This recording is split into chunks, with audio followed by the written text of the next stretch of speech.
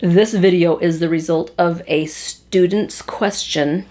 She emailed me asking about shaking bow during vibrato, and she also wanted an example of vibrato, actual vibrato, with the thumb side showing. So I decided, you know what, everyone should benefit from this answer. Let me address what might solve a shaking bow.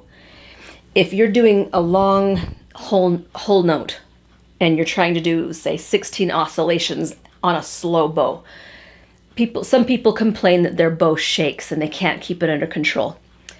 Here's some simple ideas to help you get rid of that bow shake. First of all, that's an indication that your left hand is gripping somewhere, or that your thumb is trying to participate, or it's pushing on the neck and it's tossing your violin around a little bit. So inspect that on yourself. Try to keep the thumb absolutely passive. That's why we have the thumb swing exercise. The thumb just sits there on the side of the neck, and the metatarsal bones in the hand and a little bit of arm action does all the rest of the work. So that's number one. Passive thumb, no pressure on the neck from anything except the note that you're vibrating. Number two, you can do the old trick, which I've already recommended, of pinning your scroll against a wall. If you stabilize your scroll, I bet your bow won't shake.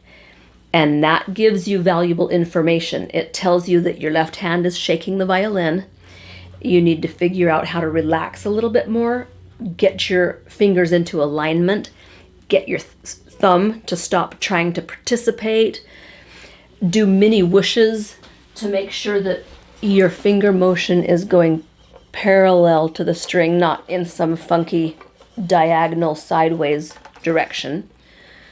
And if you experience a stable scroll and you work with it for a week or 3 days, however long it takes, chances are it will teach whatever was causing that scroll to jump around and making your bow bounce.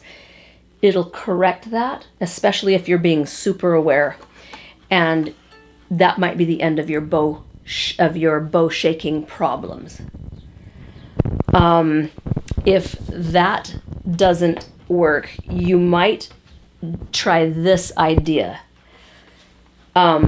When you're doing whole notes on your vibrato, you know the balance point on the violin, the point where it's equal weight on the frog and at the tip. It's about at the 1/3 marker.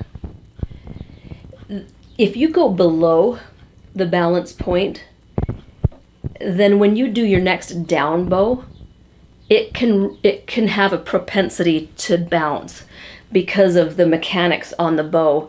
And going below that balance point just activates the natural spring in our bow. So if you want an easy cure for that problem, try making your whole notes just from the balance point to the tip. That doesn't leave you as much bow to work with, and that's unfortunate. But if it solves the bow bouncing problem for now while you work on vibrato, then that's great. You can venture a little bit below the balance point and see if you can get away with that. And then gradually work your way to the frog, and you'll learn how to mitigate that magical transition from below the balance point to above the balance point. One other way that you can mitigate that little transition point is to hold your bow a little bit choked up. Like, say, hold it at the lapping. That disrupts where that balance point is, and it's not nearly as dramatic. So those are my possible easy cures for bouncing bow.